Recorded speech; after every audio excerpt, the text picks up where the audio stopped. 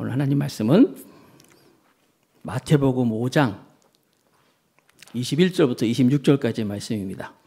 마태복음 5장 21절부터 26절 제가 봉독합니다.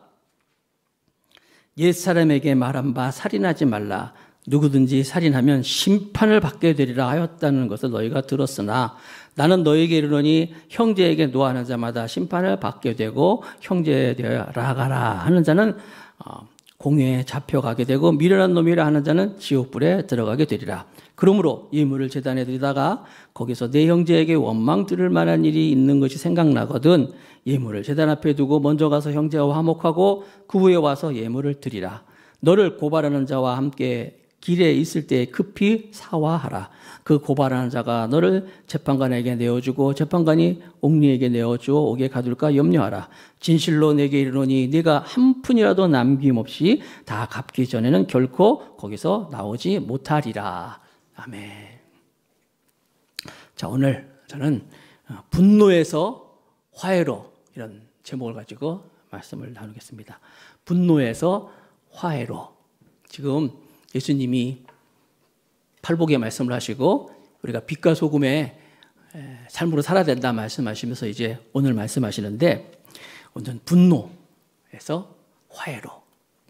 여러분 지금 분노에 대해서 생각할 때 제가 이 분노사회라는 책을 봤는데 분노사회라는 책이 정지우라는 작가가 쓴 책이에요. 분노사회. 이 책은 우리 그 문광부 문화체육관광부에서 우수 도서로 선정도 됐어요. 이 책이 그만큼 좋은 책이라는 거예요. 이 책에 보면은 이 분노에 대해서 역사적으로 사회적으로 잘 분석해서 놓은 책인데 이 책이 어떻게 시작하냐면요. 지금 우리 사회는 분노의 병을 앓고 있다. 이렇게 시작하고 있어요.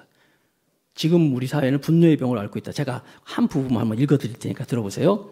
현재 정치권이건 재계건 학계건 중요한 관심사 중에 하나는 대한민국의 분노 종국을 어떻게 해소할까 하는 것이다.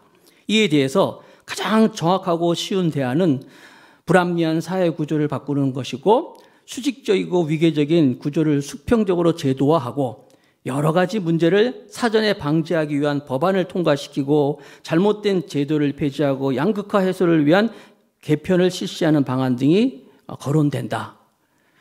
이와 같은 사회 구조나 제도의 개편은 방법은 언제나 간편하고 매력적으로 보인다. 실제로도 효과적인 법의 개편은 우리 사회에 많은 것을 바꾸어 놓는다. 하지만 우리가 분노의 문제를 접근할 때 문화에서부터 뿌리 깊게 내린 집단주의라는 차원을 등한시한다면 어떠한 법이나 제도도 그 실효성을 발휘하지 못할 것이다. 잘 들어보세요.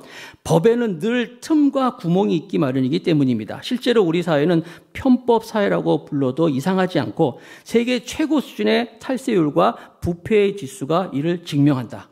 오히려 더 핵심적인 문제는 법 질서 자체보다 우리 삶과 생활, 사회 전반을 장악하는 문화에 있다. 여러분 읽다 보면 정말 지금 우리가 안고 있는 문제를 잘 정확하고 있잖아요. 이 책이 최근에 쓴 책이 아니에요. 이게 2014년도에 쓰인 책이에요. 그러니까 그때나 지금이나 이 분노에 대한 사회의 여러 가지 문제들을 얘기하고 있어요. 실제로 여러분 지금 우리 사회가 지금 얼마나 수많은 분노에 지금 막 사로잡혀 있나요? 지금 온 나라가 지금 분노로 끓고 있고 나라뿐만 아니라 이 공동체적으로 볼 때도 제가 사는 집 아파트 그 엘리베이터에 한 2주 정도 공고가 하나 딱 붙었었어요. 무슨 공고냐면 층간소음 대책위원회 모집 이러는 거예요. 사실 모집이라고 써있지만 모집이 아니라 다 선정했어 이미. 7명인가 이렇게 딱 누구누구 관례소장이 있고 누구 있고 이렇게 써있더라고요. 왜냐? 이 층간소음 때문에 아파트에서도 지금 여러 가지 막 그냥 분쟁도 있고 막 화가 나나 봐요 사람들. 그래서 그걸 해결하기 위해서 층간소음 대책위원회가 이렇게 만들어지는 걸 볼 수가 있어요. 그런가 하면 나라, 공동체, 개인적으로도요. 개인적으로 우리 한 사람 한 사람 우리의 삶에서도 얼마나 사람들이 사납습니까 지금. 분노가 많아가지고 운전하다가도 막 그냥 그쵸 보복 운전, 칼치기 별 얘기 다 있잖아요. 오늘 아침에도 제가 이렇게 인터넷 검색을 하다가 네이트에서 검색된 거 제가 봤을 때는 그 제일 첫 번째 딱 나와 있는 기사 제목만 봐도 이런 게 있어요. 굶기고 대소변 먹이고 8살 딸 학대 끝에 살해한 부부. 세상에. 이쪽 조금 읽다 말았어요. 하도 끔찍해가지고. 막 그냥 온갖 그 개인적인 그런 막 분노가 가득 차고, 주중에 혹시 여러분들 봤나 모르겠지만 이 금쪽 같은 내 새끼라는 그런 프로가 있어요. 이번 주에 한 가정 얘기가 나왔는데 막 애가 막 엄마 아빠에 대해서 막 소리 지르고 막 때리고 막 왜 그런지 모르겠어요. 분노의 윤리학이라는 게 있어요. 분노의 윤리학. 이거 뭐냐면 나쁜 놈들에게는 폭력이 정당하다. 그래가지고 여러분 그런 영화도 있습니다. 이 분노가 가득한 사회 같아요. 또 어떤 사람은 글을 썼는데 제가 읽어봤더니 길에서 담배 피거나 버스 정류에서 담배 피우고 운전하다가 버리는 사람들 보면 자기도 모르게 울컥 화가 치민다는 거예요. 평소에는 전혀 안 그랬는데 그런 걸 보면은 막 살인의 충동까지 느낄 정도로 화가 나는데 제가 혹시 분노 조절은 아닌가요? 분노 조절 장애는 아닌가요? 이렇게 글도 쓴 사람을 봤어요. 이 크고 작은 여러 가지 이 분노가 조절이 안 돼가지고 이게 점점 커지면요 극악한 일도 막 벌어지고 하는 거예요. 사실 여러분 이 살인이라고 하는 거, 분노, 최초의 가정 아담과 하와, 최초의 아담과 하와 가정에서 일어난 일이 뭐냐면 살인이었어요. 살인. 형이 동생을 죽이는, 가인이 아벨을, 그렇죠. 자기 제사를 하나님께서 안 받으시고 동생 제사를 받은 거 가지고 화가 나가지고 동생을 돌로 쳐 죽이는 이 살인 사건이 무시무시한 일이 이 최초의 가정에서 일어난 이런 첫 번째 사건이었다는 거예요. 영화도 보면요 요즘에 이 제목부터 무슨 살인자 들어간 얼마나 그냥 영화들이 많은지 몰라요. 그리고 사람이 안 죽는다 그럼 재미가 없대요. 사람이 많이 죽으면 많이 죽을수록 재밌고 막 이런 이상한 일이 있는 것 같아요. 왜 그렇습니까? 이 살인이라는 것이 사실 그 안에 분노가 있는 것인데 이 분노가 이게 조절이 안 되면 여러분 그래서 여러분 조절되지 않는 분노는 가정에서 이렇게 역기능적으로 막 아동 학대라든지 막 이런 걸로 보여주고 있다는 거예요. 제가 아까 조금 네이트 오늘 기사 그것도 말씀드렸지만 제가 2017년도에 그 서울신학대학교에서 박사 코스 밟고 있을 때 학교가 발칵 뒤집힌 적이 있어요. 무슨 일이냐면 신학대학교에서 강의를 하는 교수, 목사님이 글쎄 13살 먹은 자기 딸을 학대해가지고 숨지게 한 후에 11개월 동안 방치했다가 이게 이제 발각이 돼가지고 2017년도에 그런 거 있어요. 서울신학대학교 교수야, 교수. 목사님이. 근데 학교가 발칵 뒤집혔어요.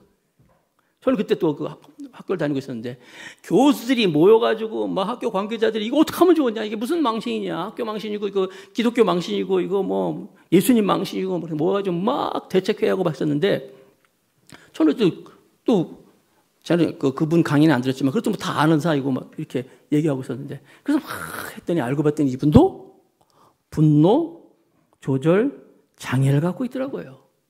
분노 조절 장애를 가지고 있어가지고 아까도 말씀드린 것처럼 이 분노 조절 장애 이게 잘못되면 이게 역경적으로 가정에서 막 이렇게 보이는 거예요. 최근에 하이 패밀리라는 곳에서 부모 322명 그리고 자녀들 424명을 대상으로 부모 역할 건강도를 조사했어요. 질문한 게 그거예요. 부모의 분노 조절 여부에 대한 자녀들의 반응, 그 대답인데 64%가 자기 부모님들이 이 분노 조절이 안 된다는 그런 반응을 보여주고 있어요. 아이들이 우리 엄마 아빠는 한번 화가 나면요 어떻게 주체를 못해요. 64%라는 이런 답이 나왔어요. 뿐만 아니라 외국에서도 카나다에서 알렉스 젠슨 교수님이 10대 자녀들 대상으로 282개의 가족을 연구했더니 그 가정 안에서 부모로부터 무시당하고 부모의 화를 다 받던 이런 아이들이 약물, 알코올, 담배 이런 것에 중독될 확률이 높다. 이렇게 또 연구 결과가 나왔어요. 그러니까 이 분노가 얼마나 치명적인 거냐면 가정 안에서 이렇게 여러분 어떤 사람이 막 화를 내고 막 큰 소리 치고 막 그러잖아요. 그렇게 막 화내고 막 분노하고 있을 때 그 분노 수치를 측정한 게 있어요. 참 별거 다 연구를 해서 하여튼 그 측정을 했는데 그 막 승질 부리고 욕하면서 막 이렇게 싸우는 사람들의 그 분노 그 수치를 측정했더니 살무사 알죠? 살모사가 아니라 살무사들을 알고 보니까 살무사가 독을 탁 품고 그냥 이렇게 경계하면서 할 때 그 독보다 더 높다는 연구 결과도 나왔어요. 살모사가 독을 확 품고 하는 그거보다 사람이 막 성질 부면서 욕하면서 하는 것이 분노할 때 그 수치가 더 높다는 거예요. 야, 이 분노가 가득 찬 이 사회, 여기서 여러분 자유롭습니까? 여러분 안 그래요? 저도 사실 이 말씀 준비하면서 제 자신을 살펴보면서 나 교회 다니고 신앙생활하고 난 또 목사 아닙니까? 목사인데 정말 예수님이 팔복을 말씀하시고 그리고 빛과 소금이라고 우리는 빛과 소금이라고 말씀하시면서 이제 말씀하시는 그 원칙들이 하나하나 나오는데 거기에 대해서 오늘 말씀을 가만히 준비하면서 굉장히 내 자신도 부끄러운 것이 많이 발견이 됐어요. 일단 예수님이 말씀하시는 큰 원칙이 있어요. 어떤 원칙이냐면 그 원칙이 오늘 20절부터 시작합니다. 마태복음 5장 20절에 원칙은 다 같이 읽어봅시다. 시작. 내가 너희에게 이르노니 너희 의가 서기관과 바리새인보다 더 낫지 못하면 결코 천국에 들어가지 못하리라. 이게 무슨 말이냐면은 예수님이 너희 의가 서기관과 바리새인보다 더 여기 낫다는 나쁘다는 게 지읒이 아니라 시옷이잖아요. 더 높다는 거예요. 더 낫지 않으면 천국에 들어가지 못한다.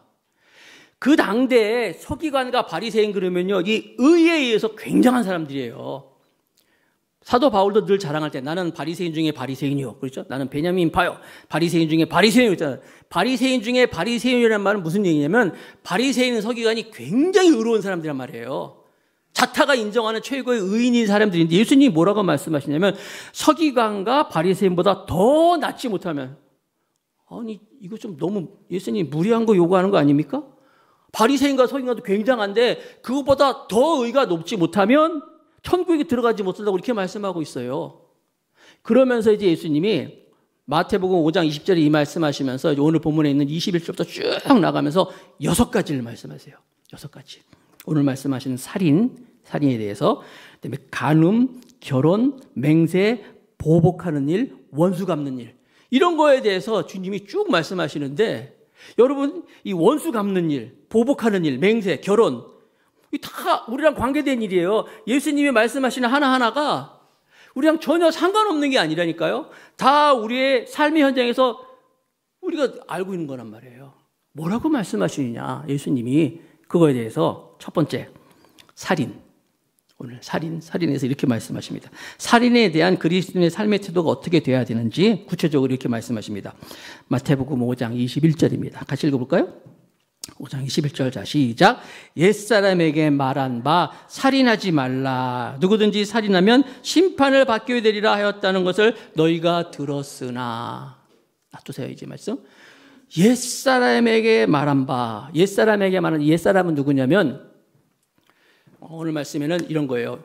서기관과 바리새인들, 그리고 어떤 전통에 통해서 너희가 살인에 대한 얘기를 들었지. 거기 있는 것처럼 들었으나 서기관과 바리새인들에 의해서 들은 살인에 대한 이야기를 들었지라고 말씀하시는데, 성경에도 출애굽기에 보면 출애굽기에 있으면 10계명이 나오는데 10계명의 제6계명이 뭐냐면 살인하지 말라. 거기는 살인하지 말라고만 간단히 나와 있는데 살인하지 말라고 말씀하셨다는 거예요. 뭐라고 말씀하셨냐면 살인하지 말라. 누구든지 살인하면 심판을 받게 되리라. 이 말씀을 들었지 않냐. 예수님이 말씀하시는 거예요.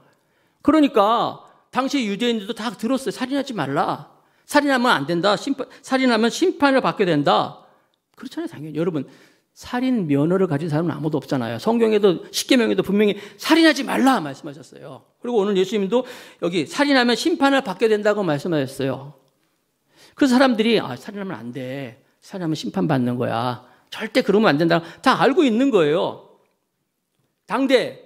그래서 지금도 마찬가지잖아요. 누가 살인을 했다. 살인하면 여러분 그랬나 보다 이거 아니잖아요. 살인은 굉장히 무서운 일이잖아요. 사람을 죽이는 일이. 심지어 여러분 과실치사라고 있어요. 내가 죽일 의도는 없었는데 어떻게 실수하다 보니까 사람이 죽었다. 이것도 그냥 안 넘어갑니다. 살인하는 게 굉장히 중요한 일이에요. 그래서 현대 사회에서도 살인하면은 이게 굉장히 중요한 건데 주님은 뭐라고 말씀하냐면 옛사람들이 살인하면 심판을 받게 되는 얘기를 들었거니와 그 사람들이 다 그걸 조심하는데 예수님 뭐라고 말씀하냐면 나는 그거가 살았다. 22절 마태복음 5장 22절 또 같이 읽어보겠습니다. 시작. 나는 너희에게 이르노니 형제에게 노하는 자마다 심판을 받게 되고 형제에 대하여 라가라 하는 자는 공회에 잡혀가게 되고 미련한 놈이라 하는 자는 지옥불에 들어가게 되리라. 자, 서기관과 바리새인들에게 살인에 대한 얘기를 들었지 살인을 하면 심판을 받게 된다 이런 얘기 들었다는 얘기예요. 다 알고 들었거니와 예수님 뭐라고 말씀하시냐면 나는 너희에게 이르노니 형제에게 노하는 자마다 심판을 받는데. 그러니까 우리는 살인에 대해서 서기관과 바리새인들은 그런 거예요. 아, 살인하지 말라 그랬지. 그 살인을 하면 심판을 받게 되기 때문에 살인하면 안 돼. 행위예요, 행위. 나는 그래서 내가 살인만 안 하면 되지. 내가 누구 죽이지도 않으면 됐지. 예수님 뭐라고 말씀하시냐면 너희들은 서기관과 바리새인 수준은 그렇게 얘기지만 나는 너에게 말하노니 형제에 대하여 노하는 자마다 심판을 받는다래. 세상에. 승질부리잖아요. 노하는 것도 심판을 받는다고 말씀하시는 거예요. 어떤 살인의 행위 이전에 내가 막 승질부리는 것도 이것도 주님께서는 심판받는다고 말씀하는 거예요. 아니 법적으로 우리가 무슨 살인에 잡혀가고 이렇게 살인하면 잡혀가잖아요. 그런데 아무런 문제가 없어. 내가 뭘 누구 살해하지도 않았어. 그런데 예수님은 너희들의 그 마음, 막 화를 내는 그런 영역도 심판받는다고 이렇게 말씀하시는 거예요. 그러니까 바리새인과 서기관들의 이 말하는 그 의 수준은 그 수준이지만 예수님은 뭐라고 말씀하냐면 그들의 차원을 뛰어넘어서 노하고 막 이런 것도 심판을 받을 것이라고 말씀하시는 거예요. 왜 화를 냅니까? 화내는 이유가 두 번째, 예수님의 그 두 번째, 분노에 대한 걸 볼까요? 이 살인이라는 것이 그 출발이 항상 분노인데 형제에게 막 화를 내고 막 노하고 이런 것이 이제 심판을 받는다는 건데 다시 한번 22절 5장 21절 보여주세요. 나는 너에게 이르니 형제에게 노하는 자마다 심판을 받게 되고 형제에 대하여 라가라 하는 자는 공회에 잡혀가게 되고 미련한 놈이라는 자는 지옥불에 들어가게 되리라. 노하는 자마다 화를 내는 자마다 심판받고 잡혀가고 뭐 천국에 못 들어가고 이렇게 말씀하셔요. 세상에 화 한 번 안 낸 사람이 어디 있어요? 다 화내잖아요. 특별히 분노에 대해서 이 의로운 분노라고 있어요. 예를 들어서 이제 루터도 그런 말을 했습니다. 마틴 루터도 의로운 분노가 있다. 어떤 악을 바라지 않고 의에 대한 선에 대한 그런 분노를 이제 의로운 분노라고 얘기하고 있는데 그러니까 악을 바라지 않고 막 의로운 어떤 분노. 예수님도 성전에 가서서 이 성전 청결 사건이 있을 때 막 화내셨잖아요. 그런데 성경은 그런 것까지도 조심해야 된다고 말씀하는 거예요. 그런 것도 조심해. 화내는 거 조심해야 된다. 야고보서 1장 19절 같이 한번 읽어보겠습니다. 야고보서 1장 19절 큰 소리로 시작. 내 사랑하는 형제들아 너희가 알지니 사람마다 듣기는 속히 하고 말하기는 더디하며 성내기도 더디하라. 화내는 것도 조심하라는 거예요. 에베소서 4장 26절 27절 말씀 또 읽어보겠습니다. 같이 시작. 분을 내어도 죄를 짓지 말며 해가 지도록 분을 품지 말고 마귀에게 틈을 주지 말라. 화를 내는 거, 분노하는 거 이 자체가 아무리 그것이 의로운 거다 할지라도 조심해야 될 것이 누구에게? 마귀에게 틈을 주지 말라는 거예요. 이 다 분노가 뭐예요? 여기서부터 살인도 있다는 말씀한 거죠. 제가 전에 있던 교회에서 장로회 담당 목사였어요. 장로님들을 이렇게 담당하는 목사로 있어가지고 주일날 7시간 되면 장로님들이 굉장히 많아요. 한 70명, 80명 됐으니까 지금 100명이 넘었어요. 장로님들 아침에 이제 임원단 중심으로 이제 아침에 이제 예배를 드리고 무슨 일이 있을 때 또 장로회 담당 목사니까 했었는데 김모모 장로님이라고 계셨어요. 나이가 제일 많은 분이었어요.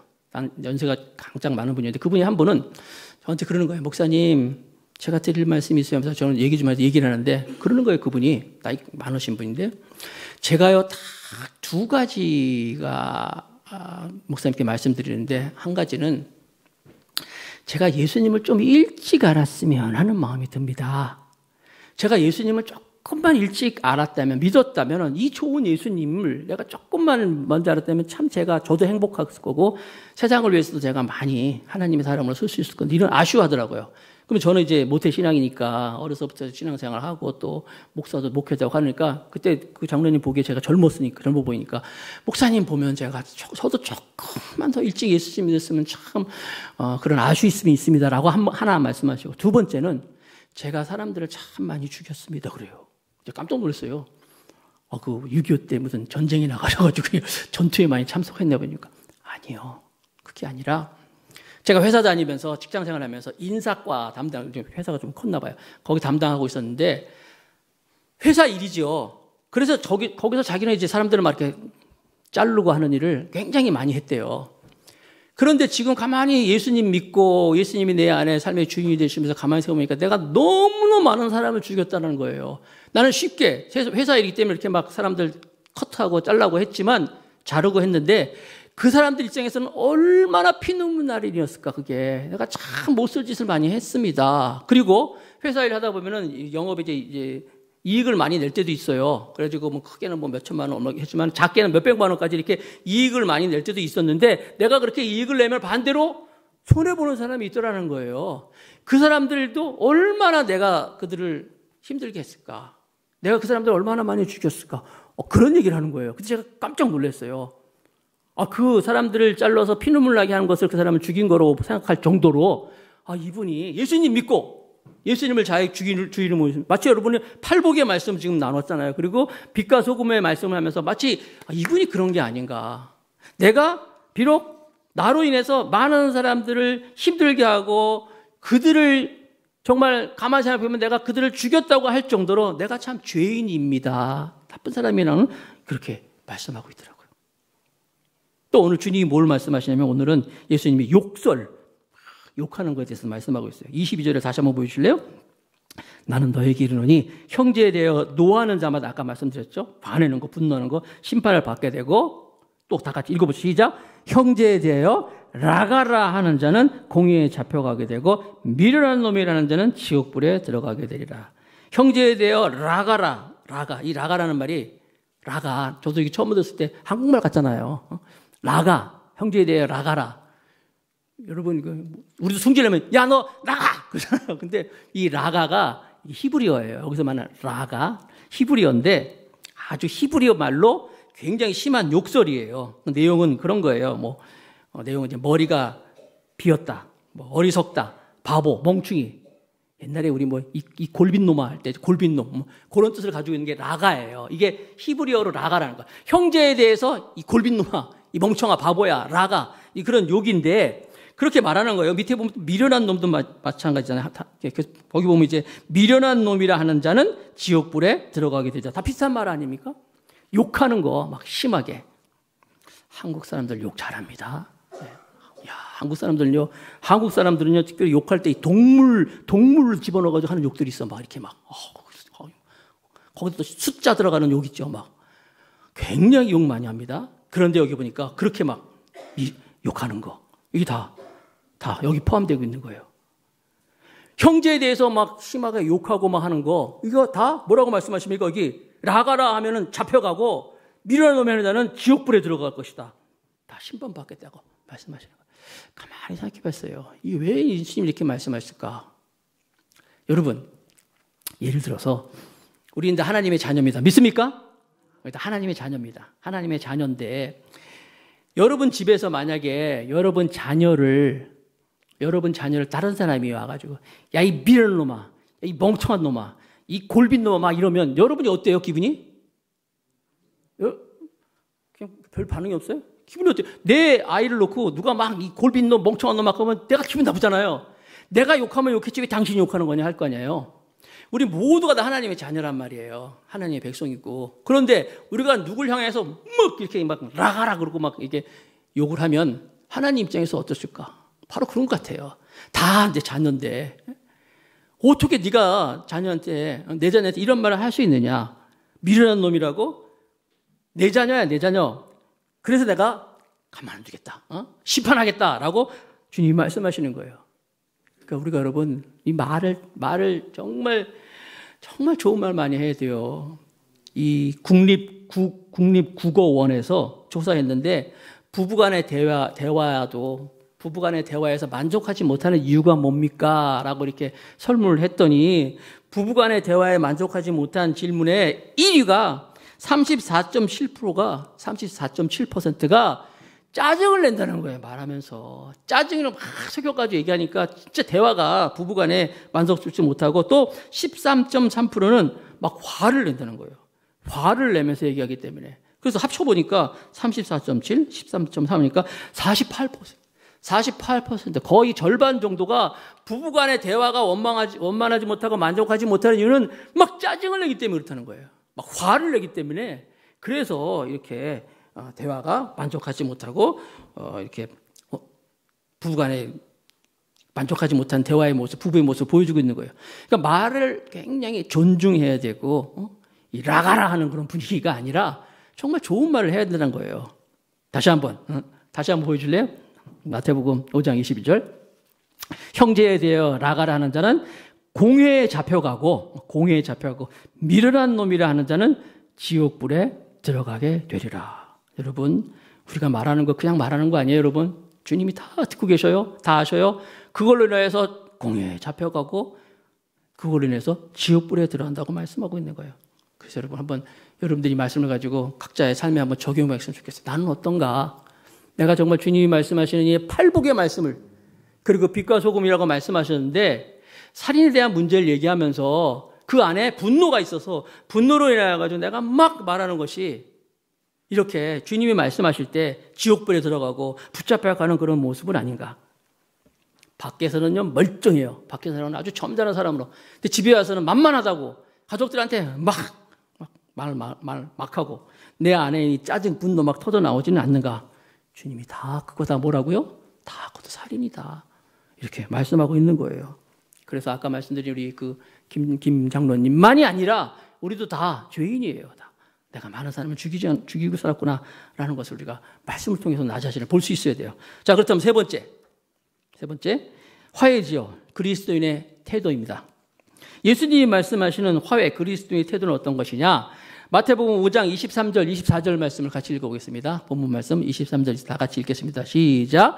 그러므로 예물을 제단에 드리려다가 거기서 내 형제에게 원망 들을 만한 일이 있는 것이 생각나거든 예물을 제단 앞에 두고 먼저 가서 형제와 화목하고 그 후에 와서 예물을 드리라.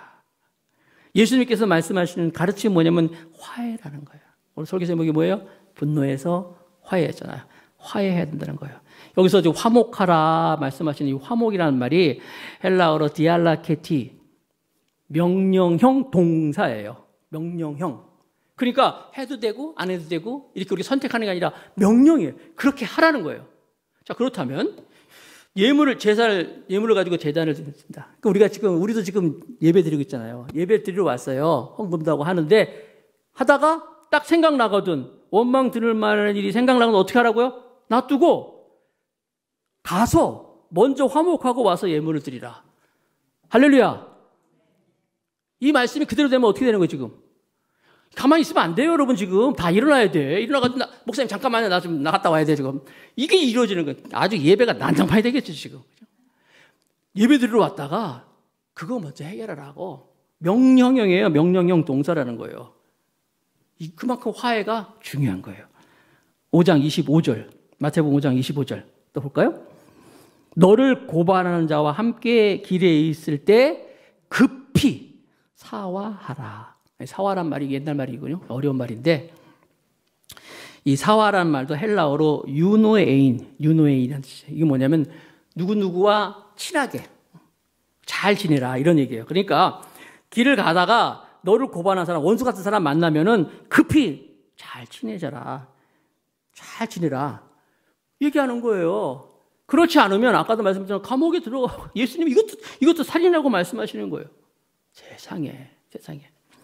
마태복음 5장 21절 마지막에 보면 이런 말씀이 있습니다. 같이 읽었습니다. 시작.